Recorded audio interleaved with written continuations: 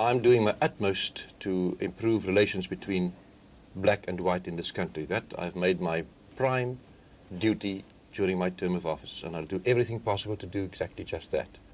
Now, Dr. Connie Mulder, the new minister responsible for South Africa's black majority. Among his main priorities now, the future of blacks living in the townships. I have stated unequivocally in public that I intend to make Soweto the most beautiful black city in Africa. which means Soweto, the sprawling black township outside Johannesburg, typifies the problems of South Africa's urban blacks. It was once a huge slum. Now it's a bleak dormitory town for the black workforce. Critics have called it a modified concentration camp, and certainly making Soweto beautiful will be no easy task. In fact, Soweto poses as big a challenge as any politician would care to face. But Connie Mulder, along with the government of Prime Minister John Vorster, has decided its problems can and must be solved. Dr. Mulder's official title is Minister for Plural Relations. That's a new name for Bantu affairs, a phrase black South Africans hated. As a former minister, he's no stranger to power. But his new job puts him right at the center of the racial problems that overshadow all others in South Africa today. His task, in this potentially explosive situation, is to see that relations between blacks and whites stay as friendly as possible. Like the inhabitants of South Africa's other townships, Soweto's blacks are basically migrants in a white society. Although they work in and around Johannesburg, they're not allowed to live there. So a fair amount of their time and money goes on travel back and forth. This is one of Africa's largest cities, with a population of well over 1 million. Yet it's almost totally lacking in amenities such as tarmacked roads, public buildings, parks, and even cinemas. What it does have is row upon row of small, box-like houses, most of them without baths, hot water, or electric power.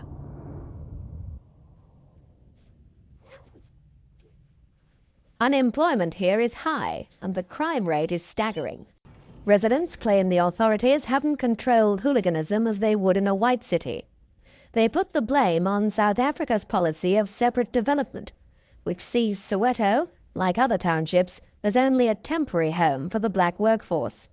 In theory, that workforce will eventually settle in the homelands, the black-ruled states Pretoria has carved out of the tribal territories.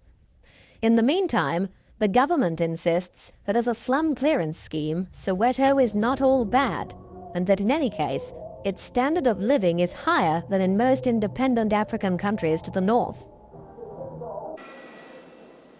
Somebody says there is no greater force in this whole world than an idea whose time has arrived. An idea whose time has arrived. And that idea, ladies and gentlemen, is black consciousness, which is going to free the black man from the shackles of white imperialism, white slavery, white oppression. Power!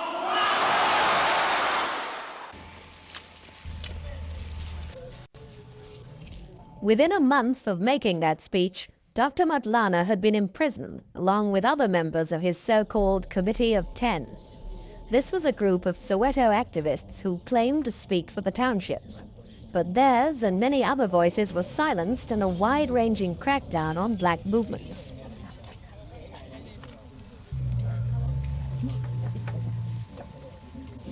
The government accepted that Soweto needed spokesmen and proceeded with its plans for an elected council.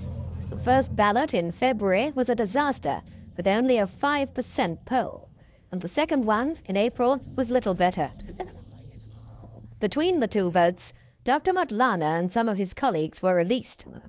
We asked him why he thought the authorities had been so determined in their opposition to the Committee of 10. It is as if those that rule over us are determined not to hear the opinion of the people of Soweto. Very strange. You would imagine that a policy like that is very short-sighted, because whether government agrees with us or not, surely they should want to know what the people are saying and thinking. And we were going to give them opportunity to hear the authentic voice of the people of Soweto.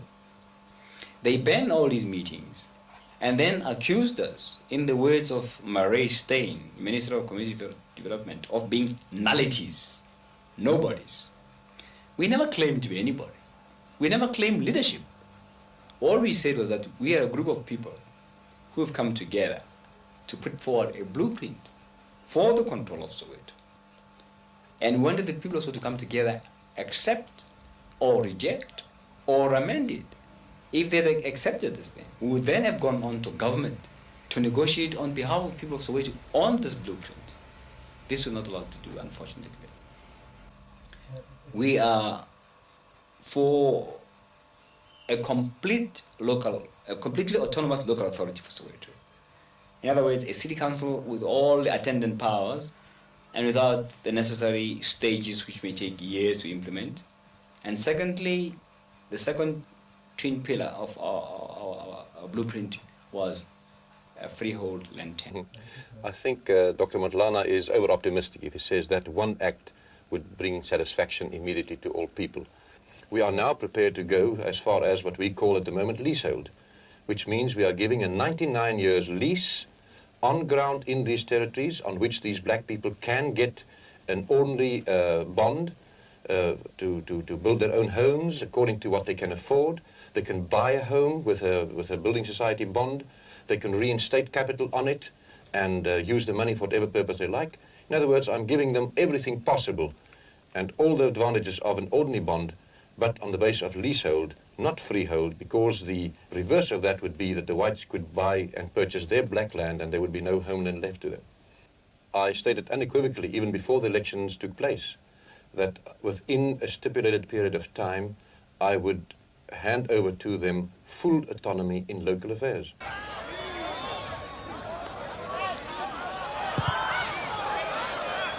The events of the last 2 years have shaken the government badly, and it's now certain that improvements will be made to life in the black townships.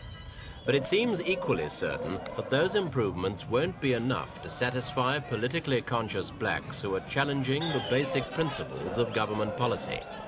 That's because the government, despite all the difficulties, has no intention of giving way on fundamentals, and there's no doubt about what they are. As a matter of fact, at the moment, we have South Africa, as far as I'm concerned, as a subcontinent, in which we have grouped together artificially by the colonial powers of the previous century, a white nation, 8 clearly definable black nations, each with its own culture, its own language, its own customs, differing from one another as the Swedes differ from the Portuguese, and a colored nation and an Asian nation artificially put together. All of them at the moment having South African citizenship. I believe that our policy will lead to this, that as in the rest of Africa, separate nations and groups decided to go it on their own and become independent nations and were accepted as full-fledged nations in the international world, even with membership of the United Nations. We in South Africa should disintegrate this mixed interracial society, multiracial society, into the components, which would mean, and that's my argument, which would mean that the Zulus would then get full-fledged citizenship of KwaZulu, the Xhosas would get full-fledged citizenship of the Transkei, the Tswanas of Bophuthatswana, and in that process, everybody, including the whites, would lose their South African citizenship, which is the covering citizenship of the whole subcontinent. And the white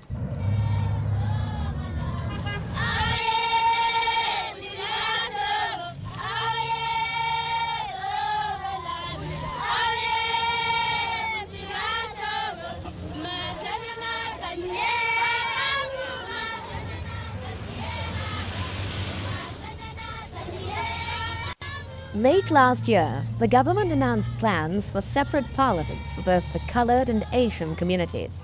But there'll be no similar parliament for blacks. Mr. Forster himself has stated in a recent interview that if the urban blacks want full political rights, they'll have to go to their homelands to get them.